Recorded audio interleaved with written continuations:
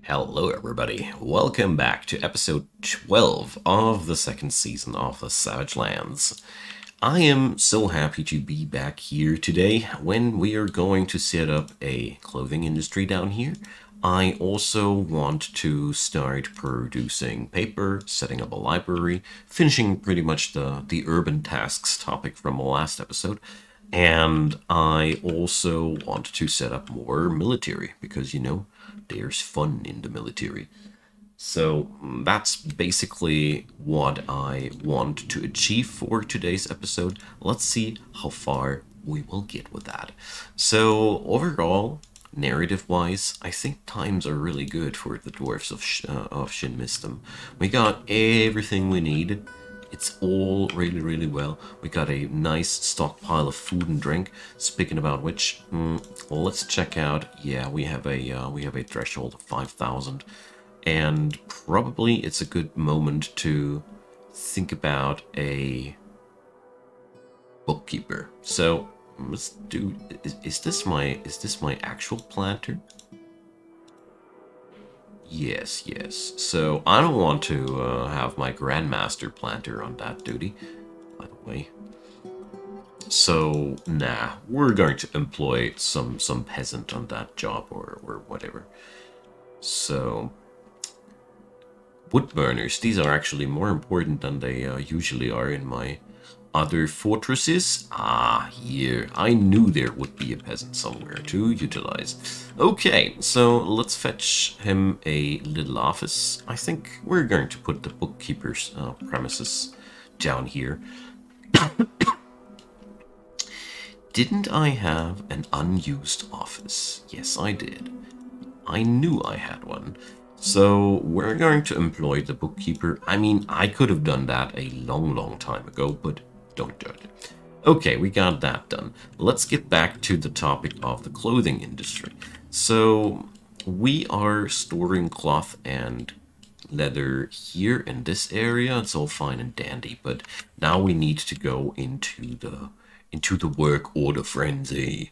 So I was experimenting with DF hack a while ago, and I didn't come up with satisfying results with the auto tailor basic settings. So we're going to go and do this old school.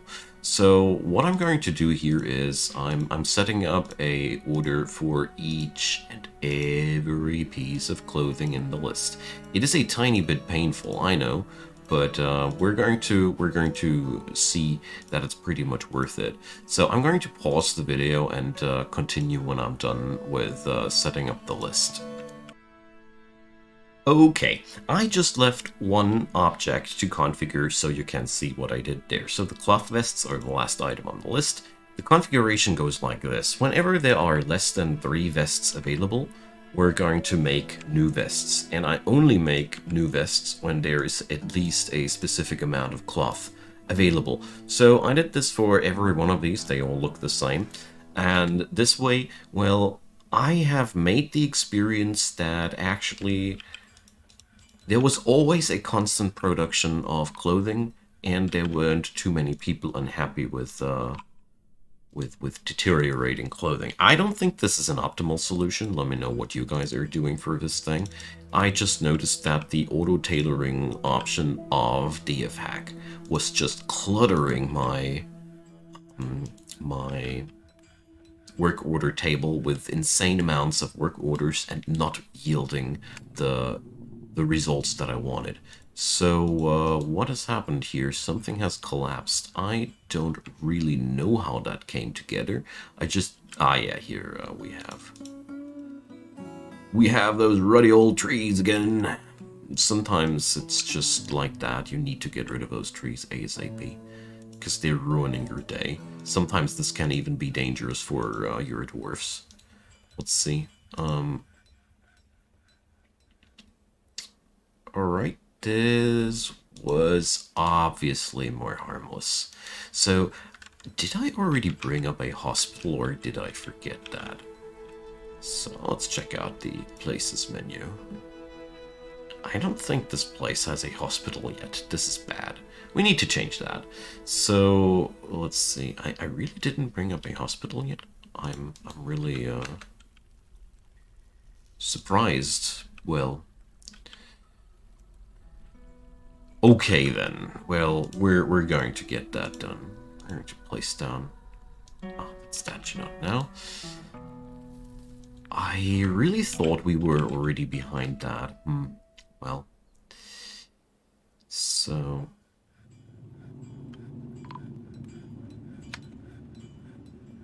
that was a dead dwarf now. So yeah, so I had this only once before, and now I'm absolutely sure about the fact that trees need to get cut before you do the construction, and you need to take good measure to keep the trees under control while you're putting a lid on things. So I'm very, very sad for the dwarves of this place that we had a construction accident, but you know, accidents happen, and Vukar doesn't mind. So I felt like it would be a cool idea to have small burial spots in the vicinity of the Vukar temple. I mean, that's a pretty fitting thing, isn't it? So, do we already have coffins? I don't think so. Nah, it's my first dead person, I think. So, we're going to make some coffins. So, let's see. Material-wise, what's in the mix? Well, we're going to bury them in obsidian, you know? Somehow I feel like obsidian coffins are something Vukar pleasing. I don't know if this is actually the case, but we'll see about that. I'm a little bit afraid about that tree now, but he doesn't have any twigs or anything that could go deadly, so should be fine. I'm a little bit sad that we lost one of us like that, but, you know, oh, whoopsie. It is as it is, you know, construction accidents. I gotta admit, I saw that one a little bit coming, but I had a similar occurrence in a playthrough off-camera, and I wanted to see if things are working out like I thought. It was a bit of a dwarven science thing, mixed with a little bit of I meant to do that. So, yeah, this now is showing me exactly what I thought. You gotta be making sure that all the trees, and especially the twigs up there, gotta be gone. And I think it killed my woodcutter. Yep, just like I thought. Woodcutter died while felling the tree. That absolutely makes a whole lot of sense, sadly. So, but all the other jobs are still on their duty. Perfect. Okay, so we're going to go and put down some floor. What was that again? Rhyolite. So, you know, burial spots gotta come with some flooring. Or, you know what? It's, where is it? Ah, well, let's use rhyolite. We're going to use more valuable materials for more specific crypts. So let's use the mass burial trick. So we're going to assign lots of willy-nilly tomb zones. You know? Funnily enough, if you do it like that, you can bury 5 people in there. And I personally love to have this budget these budget burial spots, you know? It's still, personally in my understanding, I still find that somewhat dignified, you know? But it's still like more of a budget version. I don't really like that. But you get what I mean. So let's see, is this place finally, yes it is, brilliant. So we have another starved to death animal. Damn, I have fumbled my animal pasture stuff again, haven't I? So, let's see. I do have so freaking many animals that I have lost track of these. Okay, whatever. seems to be okay now. I haven't deleted this one. Why? Alrighty. So we got all these things down, and the lid of the fortress is almost done as well. This is a... Oh, whoopsie. Not Gabbro. Not Gabbro. We want andesite. This would result in a oddly colored spot, I think. There. Okay, that's that. That's been dealt with too. Good, good. So the poor woodworker has been buried. We're going to remember his sacrifice, but I think in the perception of the people of Brighton's portals, this was just yet another day. Bukhar has taken him. You know. Or at least that's how I would perceive this these occurrences. Okay, so digging out a few more of these apartments here, because I know we will need them. The urban tasks aren't fully completed yet. Okay, so let's get back to our smithies and see how the work has progressed now that we have finally the people at our hand. So the steel bar processing is going somewhere. How many steel bars do we have, actually? Really curious to know that.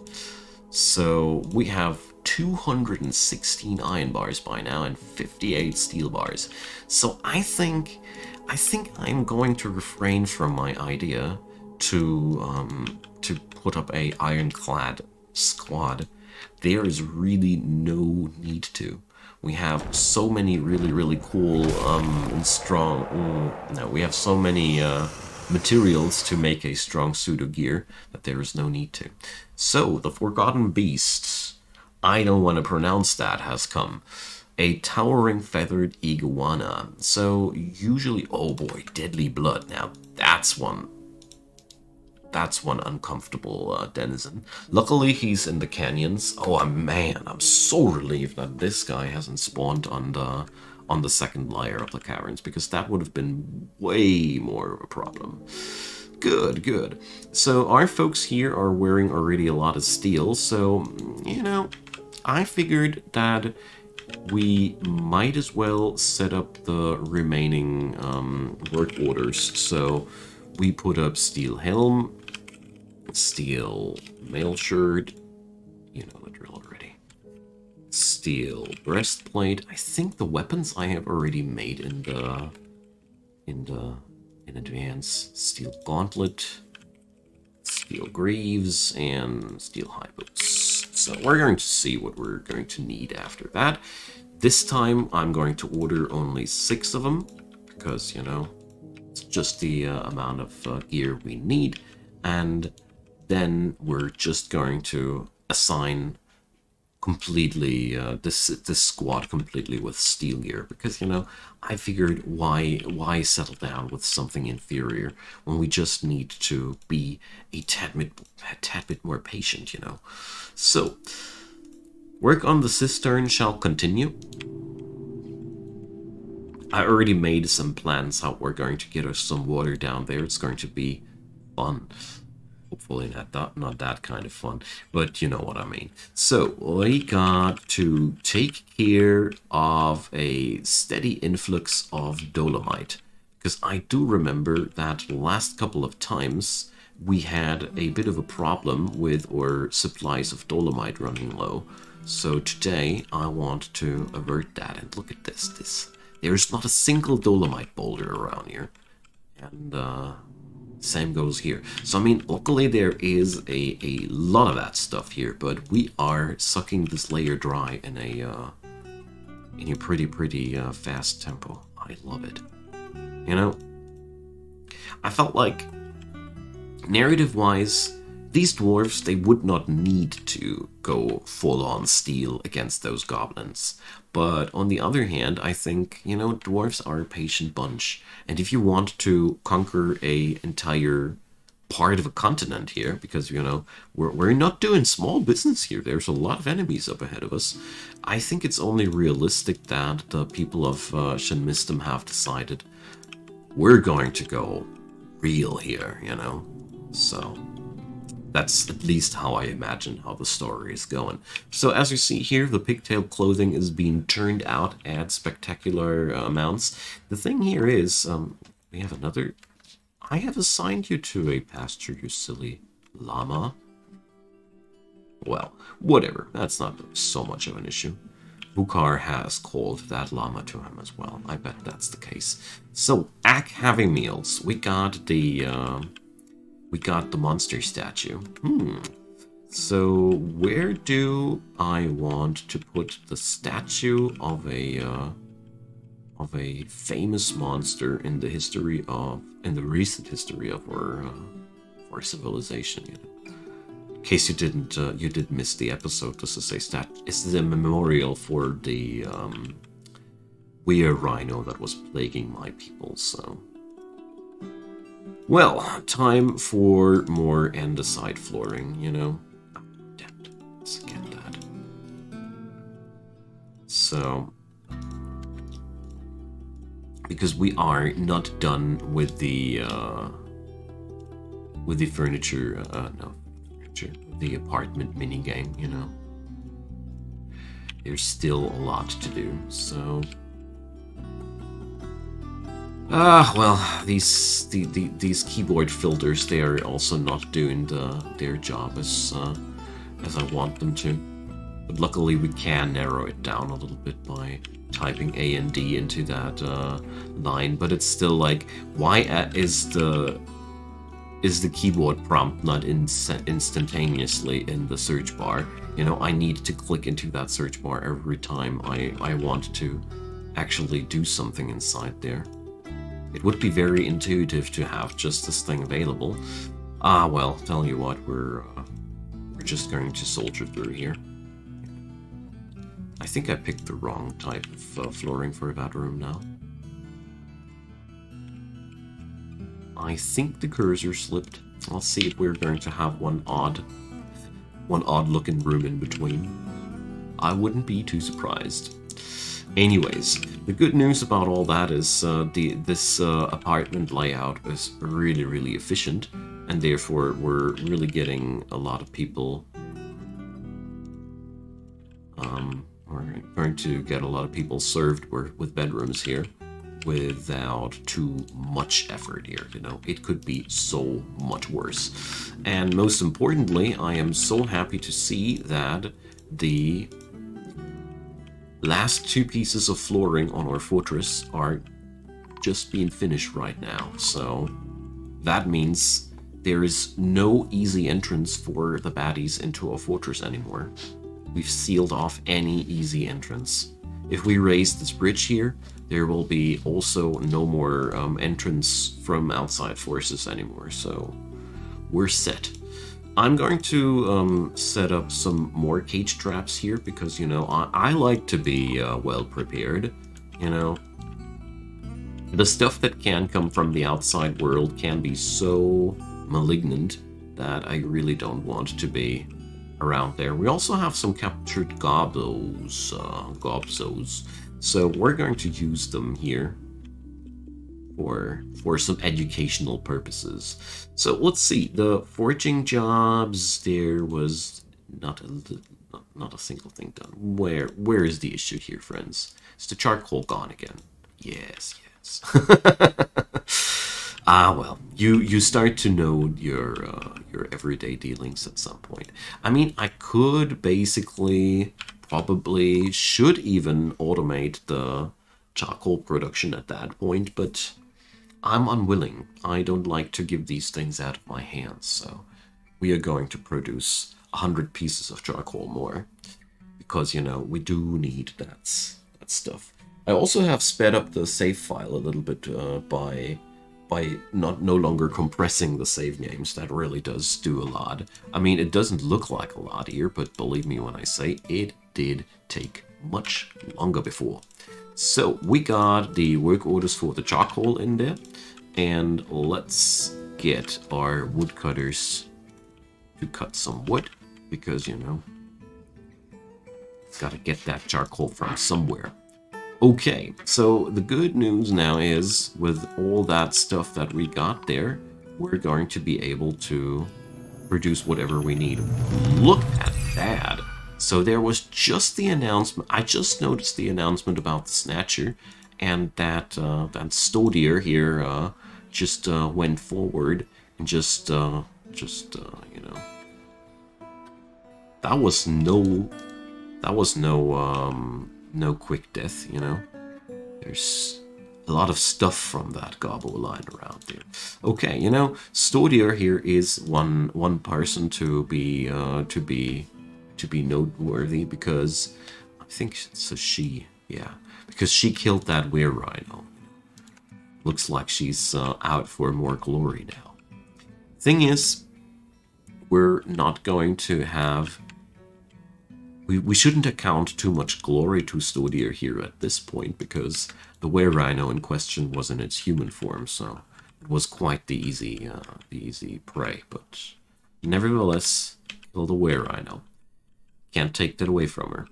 So I also meant to take a look at the options for us to drill deeper. I want to see where the lava is at. Oh crap! This thing's actually not in the canyons. This thing is actually in the third layer. Damn. Oh boy. Deadly blood, forgotten beasts are just bad news, because, you know, usually deadly blood is an implication that some weird, funky disease will be spreading from your dudes if they get in contact with that blood. And, you know, it's not as if you are instantaneously doomed or anything. You just have to take a lot of safety precautions before you battle that stuff. Namely, a foot washing service, bathing station. Because the worst part is, if you are splattered with poisonous blood, you might actually get contagious and kill everybody in the fortress by just sitting in the tavern and sipping a beer. So, alright, I thought, why are these actually starving? There's so much food around there to go. But I heard that stray cavibor or cavies have a bit of a odd behavior when it comes down to food. Whatever. I tried. This time it was not on me. It had food. I don't know why I didn't want to eat. Well. There's Crundles lingering around here. Why is this forgotten beast not eating all these Crundles down there? Look at them. They're skittering all over the place, man. So I just have forsaken my plans to explore this place thoroughly. So what I'm trying here to do is I want to see if we can breach through to the magma layers, you know. So here we go. Let's go as deep as possible and see when the game is noping me out. Alright, we got still 4 very, very angry dwarves. How come? Why is the bookkeeper so angry? Why is the stoneworker so angry? Questions without any answers. So, you were attacked a year ago. Okay. That'll take a while. You're also remembering being attacked. So, I can't remember. Was that probably the encounter with the were-rhino? I mean, you guys were not really attacked. What kind of encounter wasn't year 109? Kudos to anybody who can tell me in the comments what was happening here. Spring 109, there was obviously a huge thing happening there. And the planter is also super pissed. Let me guess. No? Wait a sec. Why are you so angry? Well, pray to Vukar. Be with family. Okay. Interesting. Well, we got one person withdrawn from society, and we've struck some new gemstone. It's all fine and dandy. But where's the magma sea, my friends? Where's the magma sea?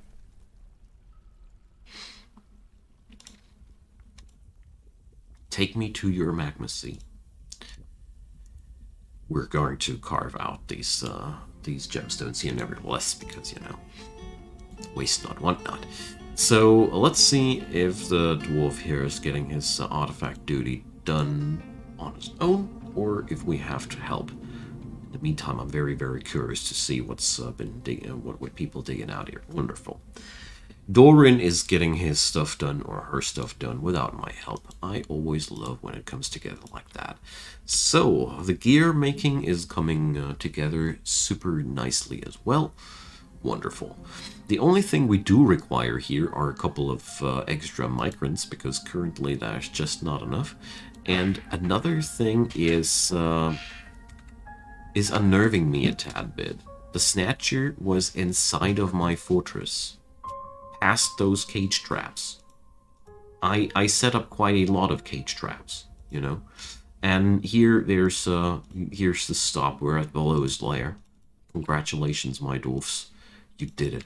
So, yeah, just like I thought, here somewhere must be magma layer. So let's see if or how that'll work. We're going to set up a area to be caved out here. I want to check for adamantine, of course, because, you know, as nice as steel might be, the real glorious metal is adamantine. Okay, so we got ourselves a extra chamber. That's just what I wanted. Okay, this is connected with the rest of the fortress, isn't it? Oh, hell yeah, we got ourselves a artifact Gabbro amulet. Thank you so much. So let's see what's on it. So 3,500 bucks, and it has no depiction of any historical occurrences of our fortress. How bland. You're such a bland bunch. Okay, so let's see the steel workers. Let's make sure they're just going to continue their duty. You know, I just realized, why stop here? We're just going to continue. I think I will have a uneven equation of pig iron and steel by the end of the day, because I just flat out 30'd that now, but I really don't mind. It is okay. So let's see. We ain't got no iron ores anymore. That's okay. Warm stone located. So, yeah. Let's see how far we can get. Basically, the idea here would be that we're going to drill and we're going to punch a hole in there wherever we can. New people arrive! Wonderful. So, yeah. Typical probing here, typical probing, nothing special. Alright, the Craftsdwarf Guild has been established, bringing up yet another new, quite urban task. So, we're going to do that. I really don't mind them asking for a new guild hall here, you know. Let's see. Recently, I began to give my rooms a little bit more of a shape, you know. Even such very basic shapes like these make your fortress much more vibrant and lively by just adding in some irregularities, you know. So ilmenite, interesting. Right on. So the plan here is a very simple one. I want to dig out as much as I can before I have some interferences, and then we're going to probe downstairs, just like that. It's the easiest way to do. We're really well on time, and you know, let's see. Did any legends arrive? We have a legendary clothier, we have a legendary stonecrafter. The Blinky people are legendary people, you know. But apart from that, it doesn't seem like we do. I have totally forgotten that I meant to set up a hospital, so that's bad. Let's change that. Alrighty, we got our community rooms here, so let's make a hospital going to happen here. So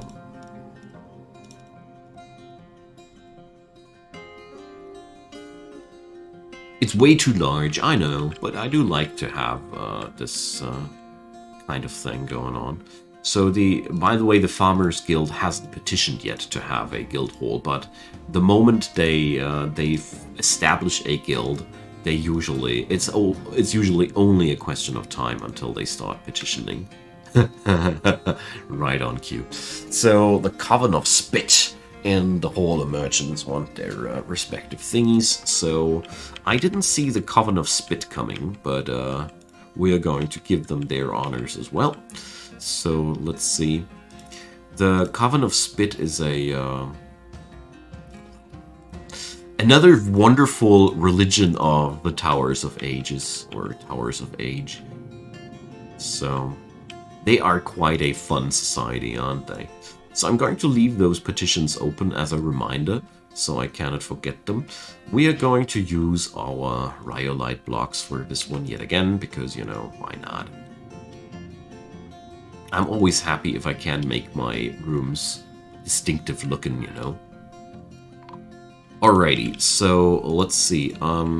Glittery Chapel, Sanctum of Gems. So that's Statad, that's Nashas, that's Vukar, and that's Bear. So we don't have a Golgon temple yet, because I think the Coven of Spit was belonging to the Golgon cult, so... Alrighty, we've struck gemstones somewhere down there, hey? Interesting. Oh, they did dig those staircases I asked them to do. Totally forgot that I had these work orders enabled. Anyways, so I'm dropping the ball here for today. And I say thanks for watching to all of you. We're going to continue our adventures of Shin Mistim in the next episode. We're going to stack up the military force to a fully steel-clad squadron. Can't wait to see that. And I'm going to work hard to make the first raiding party available as fast as possible, because it's, you know, so many goblins, so little time. In that thought, leave me your comments. Would love to hear from you. Leave a thumbs up on that episode. It helps so much to make this series more visible. And if you want to support this channel, just drop a subscribe on it, and that's the cheapest way to show some help over here. Anyways, there's a playlist link down in the description box if you want to check out the entire Savage Lands saga. I'd be happy if you did. Either way, I hope you're going to be hanging around next episode as well. Until then, have a wonderful time.